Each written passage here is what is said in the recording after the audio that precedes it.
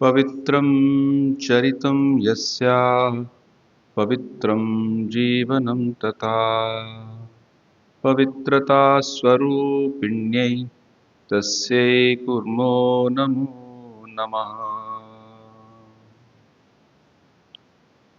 जैसा कि हर रविवार को हम यहाँ अपनी चिंतन माला को करते हैं, उसी को आगे बढ़ाते हुए हम माँ शारदा देवी की कुछ स्मृतियों का यहाँ स्मरण करेंगे। यह माँ की मधुर स्मृतियाँ पुस्तक जो है, उस पुस्तक से एक कुछ चैप्टर्स का हम यहाँ पे विवरण देते हैं, पढ़ते हैं। तो पिछली बार से हम ये पढ़ रहे हैं कि पुण्य सानिध्य, यह जो अध्याय है ये सिस्टर देवमाता द्वारा लिखित है। तो उससे हम पढ़ रहे हैं। सिस्टर देवमाता या भगिनी देवमाता एक अमेरिकन महिला थी। आज से 120 साल पहले जब वो माँ से मिली थी, बाद में उन्होंने कुछ अपने संस्मरण लिखे हैं, तो उसको ही हम पढ़ रहे हैं। आप जानते होंगे कि माँ उस समय के लिए एक बहुत बड़ी बात थी कि कैसे अमेरिका से, यूरोप से ये जो पाश्चात्य देश के लोग भारत में आते थे और माँ उन्हें कैसे स्वीकार करती थी। ये अपने आप में उस ज़माने की एक बहुत बड़ी बात थी, क्योंकि उस समय का जो समाज था उसमें उनको एक प्रकार से मलेच्छ कह के दूर रखा जाता था।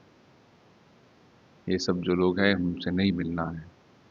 तो माँ ने मानो उससे स्वामी विवेकानंद जब अमेरिका से आए लौट के, तो उनके साथ कुछ महिलाएं, कुछ बाकी लोग आए, सब पाश्चात्य वेस्टर्न डिसाइपल्स। तो लोग देख के अचंभित हुए, क्योंकि हमारा देश भी उस समय ब्रिटिश रूल के अंडर था।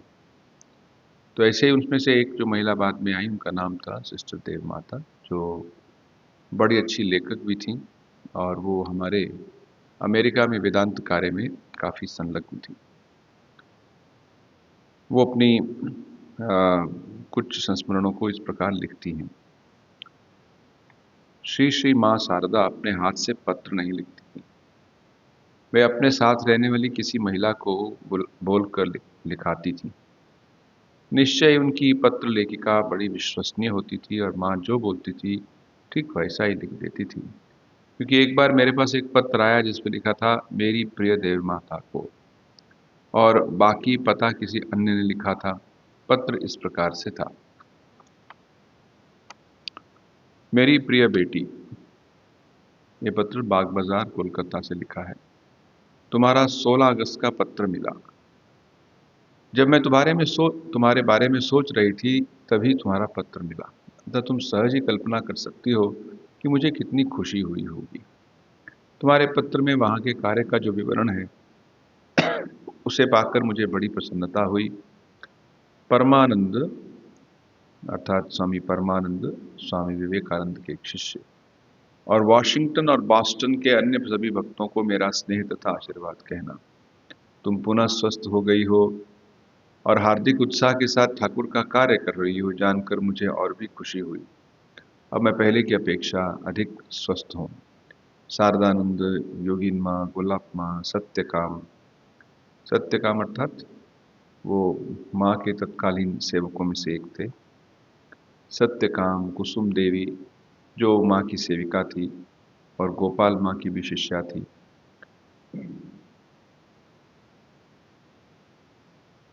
गणेन, निवेदिता और सुधीरा ठीक हैं। वे बहुधा तुम्हारे बारे में बातें करते हैं। मेरी दुलारी बेटी, मेरा आशीर्वाद और स्नेह जानना, तुम्हारी स्नेहमयी माँ। नीचे के दोनों पत्र पर मेरे अमेरिका लौटने के बाद उन्होंने मुझे लिखे थे। इससे पहले इसको पढ़ें, एक बात यहाँ पे कह दें कि रामकृष्ण संघ में एक और तो भगवान रामकृष्ण देव के जो आध्यात्मिक अनुभव है, उनकी जो आध्यात्मिक ऊंचाई है, वो मानो उसका एक आधार है। जैसे उन्होंने अनुभव किए, माँ काली के साथ जो अनुभव हुए, जो उनको आध्यात्मिक अनुभूतियाँ हुई, या फिर अन्य देवी देवताओं के रूप में उन्हें जो ईश्वर के साथ अनुभव हुए, और बाद में कैसे उन्होंने अपनी बातों को साधना के रूप में जो हमारे सामने रखा, वो कितनी ही वो महत्वपूर्ण है। तो वो एक मानो एक आधार है। साथ में स्वामी विवेकानंद के ओजस्वी पूर्वक जो भाषण हैं, जो उनकी बातें हैं, उनकी जो उपदेश और संदेश है, वो है। और इन चीज़ों को ही आगे बढ़ाने के लिए रामकृष्ण मिशन की स्थापना हुई। और उसके साथ ही उसके पीछे थी एक अत्यंत ही मौन पूर्वक चलने वाली एक साइलेंट फोर्स, और वो थी माँ शारदा देवी। माँ शारदा देवी जो थी वो ज़्यादा पढ़ी लिखी नहीं थी, इनफैक्ट कुछ भी नहीं, थोड़ा सा वो थोड़ी पढ़ लेती थी। और कोई जगह कुछ सिग्नेचर करना हो तो ऐसा तो हमने नहीं देखा, लेकिन जहाँ जहाँ कुछ लगना वहाँ तो अपना अंगूठा लगा दे। एक अनपढ़, हमारी दृष्टि से अनपढ़, लेकिन इतनी उनकी अंदर से एक जो समझ थी और उनका जो पवित्र जीवन था, इसलिए उनको संघ जननी के रूप में सब मानते थे। जब स्वामी विवेकानंद अमेरिका जाना चाहते थे, तो ऐसे ही एक पत्र उन्होंने लिखा था, क्योंकि माँ का एक जो पीछे से एक सपोर्ट था, उनका जो एक इमोशनल सपोर्ट जो देती थी, वो असल में बड़ी अद्भुत था। उनकी विचारों में जैसे कोई समस्या आ गई, अगर उनसे पूछें तो ठीक सटीक स्थान पे जाके उसका वो उत्तर देती थी। ये नहीं कि कुछ कहीं से कुछ कोट कर दिया और बोल दिया। तो यहाँ पे माँ कह रही हैं कि तुम्हारा पत्र जो तुमने लिखा मुझे बहुत अच्छा लगा। और वहाँ पे उन्होंने वॉशिंगटन और बॉस्टन, अमेरिका के 2 शहर हैं, वहाँ के अन्य सभी भक्तों को मेरा स्नेह और आशीर्वाद देना। और तुम पुनः स्वस्थ होकर हार्दिक उत्साह के साथ ठाकुर का कार्य कर रहे। ठाकुर का कार्य अर्थात क्या है? वो वहाँ कहना चाह रही है कि तुम वहाँ के जो वेदांता सोसाइटीज़ हैं, अभी भी चलती हैं। आपको मालूम होगा कि अमेरिका में बहुत से लगभग 15-16 स्थान पर रामकृष्ण मिशन के जो केंद्र हैं, उनको वेदांता सोसाइटी कहते हैं। तो 120-130 साल पुरानी जो संस्थाएं हैं, उनके पीछे भी माँ का आशीर्वाद है। आज भी वो बड़े अच्छे कार्य रूप से अपने लगे हुए हैं वहाँ पे। बहुत से भारतीय और बहुत से अमेरिकन दोनों ही भक्त वहाँ पे जाते हैं। जो भारतीय यहाँ से वहाँ काम करने जाते हैं, फिर वहाँ आश्रमों में जाते हैं। और ऐसे ही उन सोसाइटीज़ के द्वारा वेदांत के ऊपर चर्चा, वेदांत अर्थात जो हम जानते हैं उपनिषदों में किया हुआ जो तत्व ज्ञान है, जो आत्मा के विषय में है, ब्रह्म के विषय में है, कि कैसे इस शरीर से भिन्न एक और शक्ति है। शरीर और मन इवन प्राण, वहाँ से भिन्न और एक शक्ति है, जिसे हम आत्मा कहते हैं, चैतन्य कहते हैं, ब्रह्म कहते हैं। उसको कैसे हमारे ऋषियों ने हमारे सामने रखा है, ये वेदांता सोसाइटी में अभी भी भिन्न प्रवचनों द्वारा, पुस्तकों के प्रकाशन द्वारा या फिर साप्ताहिक अन्य कार्यक्रमों द्वारा, भक्तों के द्वारा में प्रसारित होता है। तो यही माँ कह रही हैं कि तुम पुनः हार्दिक तुम स्वस्थ हो गई हो और ठाकुर का कार्य कर रही। ठाकुर का कार्य अर्थात ये सब माँ जानती थी कि वो बॉस्टन सेंटर और में बहुत संलग्न है, और बहुत सी किताबों का संपादन भी सिस्टर देव माता ने किया है। तो बाकी कुछ लोगों के चीज़ों को माँ प्रेषित कर रही हैं कि कैसे उन सब का आशीर्वाद, उन सब उनको याद करते हैं। नीचे के दोनों पत्र, अच्छा माँ के जो ये पत्र हैं ये अलग से प्रकाशित भी हुए। एक है माँ के पत्र नाम की, एक हिंदी में पुस्तक भी है, letters of sister of Holi mother, English में है वो। जहाँ जहाँ से कुछ पत्र मिले उसको बड़ी ही ध्यान से संजो के पुस्तक के रूप में दिया। अब वो पत्र स्वामी विवेकानंद के पत्रों से अलग है। स्वामी विवेकानंद के पत्रों में एक अलग प्रकार की अग्नि दिखाई देती, लेकिन माँ जो है वो मानो पीछे से जो माँ का आशीर्वाद होता है, प्रेम होता है, स्नेह होता है, और उनकी जो आध्यात्मिक अंतर्दृष्टि है, स्पिरिचुअल इंसाइट, वो उसमें दिखाई देती है। जैसे किसी को एक पत्र में उन्होंने, किसी ने लिखा था माँ को, माँ मैं इतने दिन से जब ध्यान कर रहा हूँ कुछ भी तो नहीं हुआ। तब माँ ने मानो एक थोड़ी सी फटकार हल्की से लगाते हुए कहा था, अच्छा तो क्या भगवान कोई सब्जी मूली है, मैंने इतना जप किया तो भगवान मिल जाएंगे? जब उनकी इच्छा होगी वो करेंगे, तुम्हारा काम है ईश्वर का स्मरण करो। तो इस प्रकार की अंतर्दृष्टि, इंसाइट्स माँ की बहुत थी। नीचे के दोनों पत्र भी मेरे अमेरिका लौटने के बाद मुझे लिखे गए। सुंदर विलास, चेन्नई, भारत। सुंदर विलास नाम का एक घर था। घर का नाम जैसे यहाँ रखते हैं ना, घर के नाम रख, आशियाना, किसी घर के बाहर लिखा हो तो आशियाना, तो ऐसे ही घर का नाम है सुंदर विलास। अभी ये बिल्डिंग तो नहीं है, उस समय माँ यहाँ रुकी थी। चेन्नई में हमारा जो आश्रम है उसके पास में ही थी माँ, काफ़ी दिन वहाँ रुकी थी। वहाँ से ये लिखा गया है। तो माँ स्वयं तो लिखती नहीं थी, डिक्टेट करती थी, कोई दूसरा व्यक्ति लिखता था। माँ लिख रही हैं, मेरी दुलारी बेटी, तुम्हारे 17 जनवरी और 9 फरवरी के दोनों पत्र मिले। वॉशिंगटन और बॉस्टन के कार्यों का विवरण मुझे बड़ा रोचक लगा। भविष्य में और भी जानने की इच्छा है। मेरे 2 महीने कोठार में रहने के बाद मैं यहाँ चेन्नई आई हूँ। कोठार एक स्थान है जो कटक के पास में है, वो उड़ीसा में। वहाँ पे माँ लगभग 2-3 महीने रही थी। वो एक सुदूर गांव है, और उस गांव में बलराम बोस जो ठाकुर जी के भक्त थे, रामकृष्ण देव जी के भक्त थे, उनका बड़ा घर है, उनकी प्रॉपर्टी। तो उनके कहने पे माँ वहाँ आई थी उस गांव में रहने के लिए, उनके परिवार के लोगों के कहने से। अब वो जो स्थान है जहाँ माँ रही थी, वो जो घर है, वो बहुत दिन ऐसे ही पड़ा रहा। अभी वो रामकृष्ण मिशन का एक केंद्र हो गया है। वहाँ पे बहुत से सेवा कार्य, ध्यान जप के लिए मंदिर, ये सब होते रहते हैं।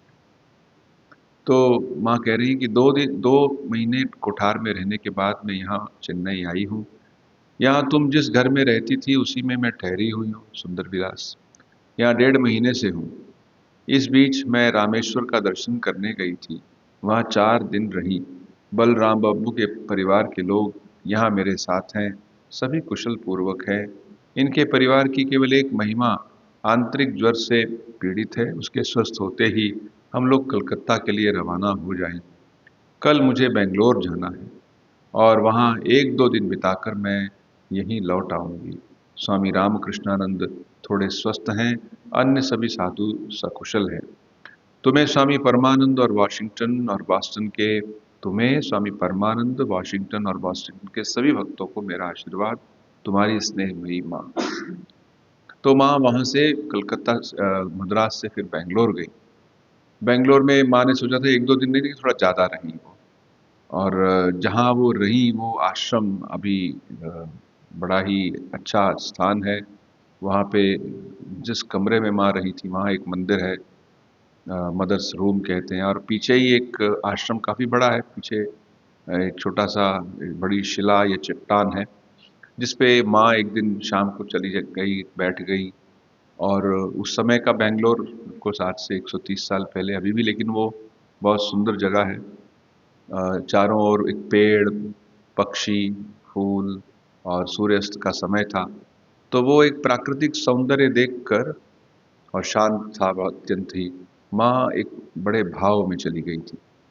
तो जहाँ वो बैठी थी जिस स्थान पे, तो आज वो मदर्स रॉक के रूप में बड़ा विख्यात है। हर रोज बहुत से लोग, अब कितना क्या क्या नंबर है कहना मुश्किल है, लेकिन कुछ कभी कभी तो 100-200 लोग पूरे दिन में आ ही जाते हैं। आके वहाँ बैठते हैं, ध्यान करते हैं।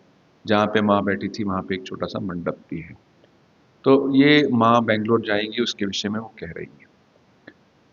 ग्राम जयरामबट्टी, जिला हुगली। मेरी दुलारी बेटी देवमाता, बहुत आनंद के साथ 11 जुलाई के तुम्हारे पत्र किया का प्राप्ति संवाद दे रही हूँ। परमानंद अभी भी भारत नहीं पहुंचा है। ये स्वामी परमानंद जी तो थे, ये स्वामी विवेकानंद के शिष्य थे। लगभग 40 साल अमेरिका में रहे। उनकी पहली पुस्तक जो उन्होंने लिखी, आ, वो है दी पाथ ऑफ डिवोशन, भक्ति का पथ। वो जब नई नई बनी थी तो उसको, उसका फिर एक उसका कन्नड़ भाषा में भी अनुवाद हुआ था, और वो मैसूर के एक राजा ने बहुत से गांवों में बंटवाई थी। तो स्वामी परमानंद जी एक अत्यंत ही अच्छे लेखक और वक्ता थे वेदांत पर, और बहुत छोटी उम्र में उनको उस सन्यासी हुए। स्वामी विवेकानंद ने उन्हें संन्यास का जब दिया तो उनकी उम्र शायद 22-23 साल थी, बहुत कम साल उम्र में थे। और बहुत ही कम उम्र में फिर वो अमेरिका भी गए, जहाँ पे उन्होंने वेदांत का बहुत प्रचार किया। तो माँ उनके विषय में भी कह रही हैं, तुम्हें स्वामी परमानंद और बॉस्टन और वॉशिंगटन जो थे, दो शहर है, वहाँ के सभी भक्तों को आशीर्वाद। तो परमानंद जी जो है वो अभी भारत नहीं पहुँचे, तो आने वाले थे, तो कब की बात है।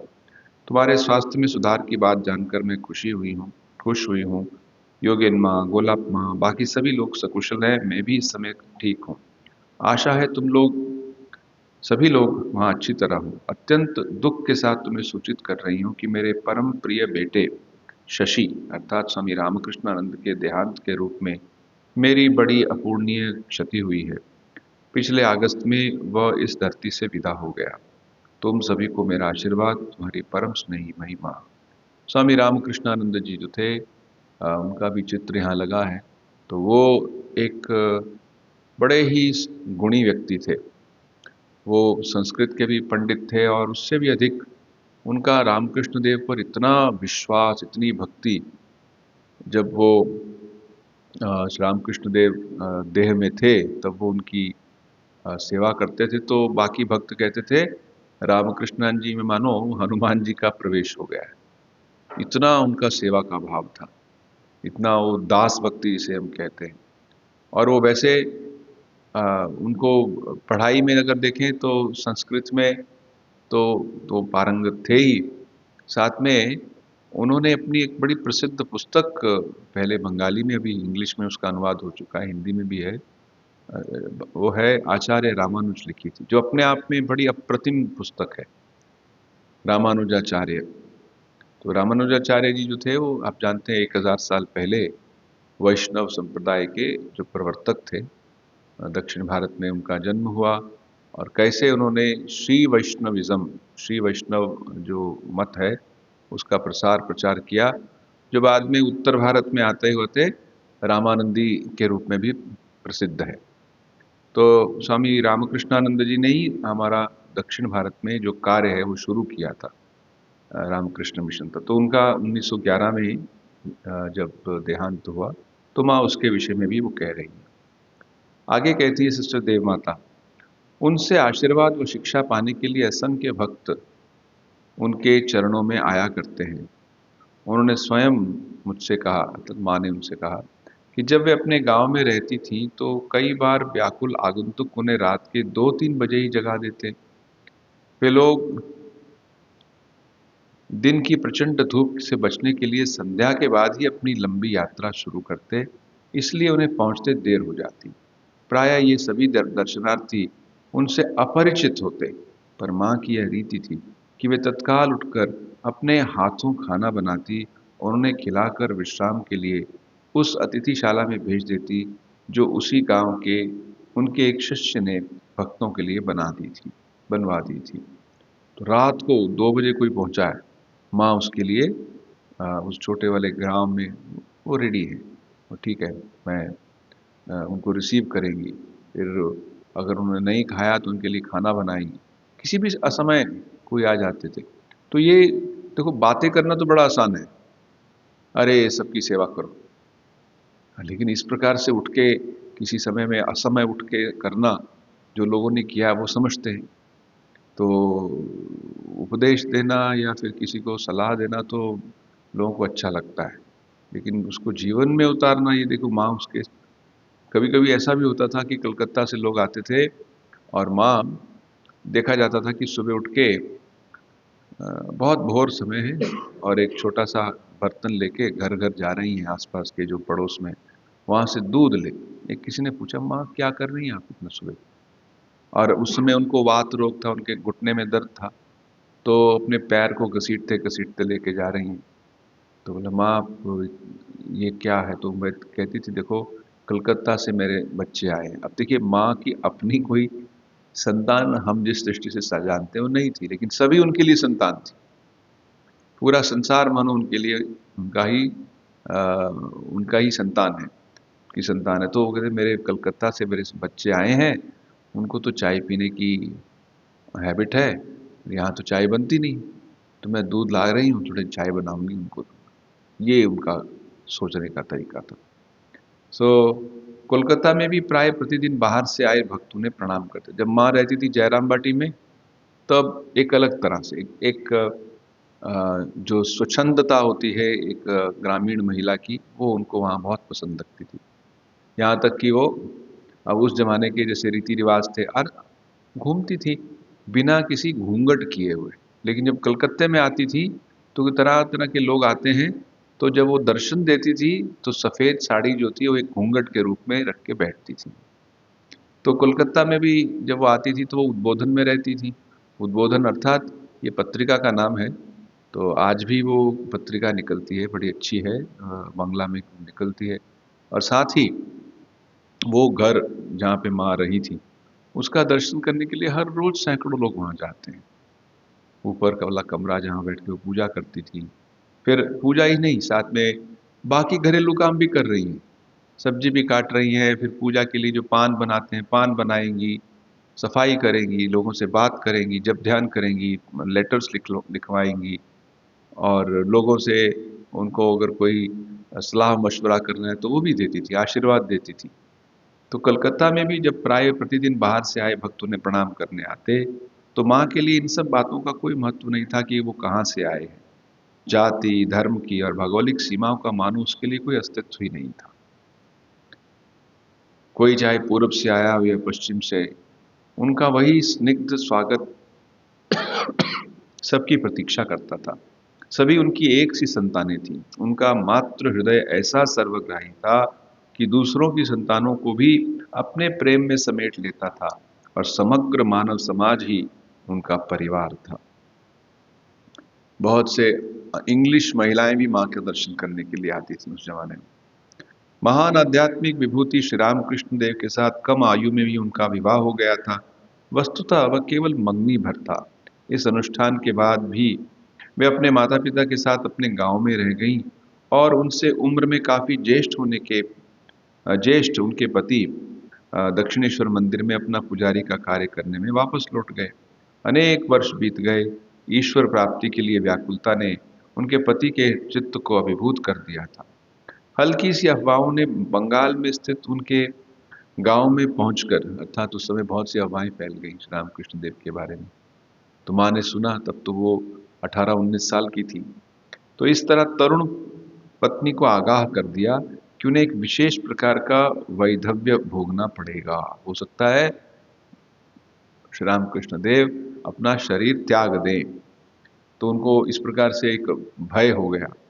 तथापि भारतीय पत्नी की अटूट निष्ठा के साथ वे प्रतीक्षा करने लगी।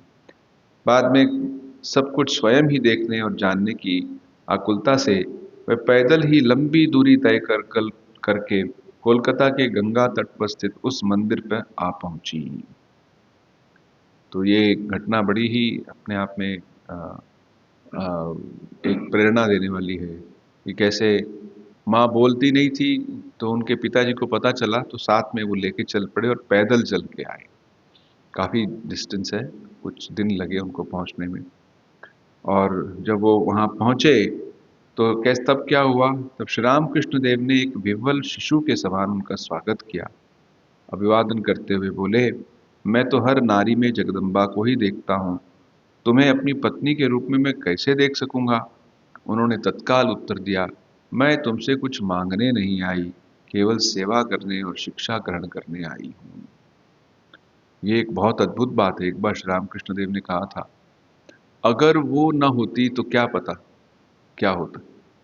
अर्थात अगर उनमें इतनी आध्यात्मिकता का स्तर ना होता माँ में, तो वो कहते थे मेरा मन कहाँ ऊपर स्थिर रह पाता पता नहीं। तो ये उनकी महानता के बारे में दर्शाने के लिए, मैं तुमसे कुछ मांगने नहीं आई। उस समय श्री रामकृष्ण देव की अपनी माँ भी मंदिर के उद्यान में स्थित छोटे से नौबत खाने में रहती थी, चंद्रमणि देवी। वे काफ़ी वृद्ध थी। शारदा देवी को उनकी देखभाल करने की जिम्मेदारी मिली। प्रतिदिन रसोई बनाना उनका प्रधान काम था।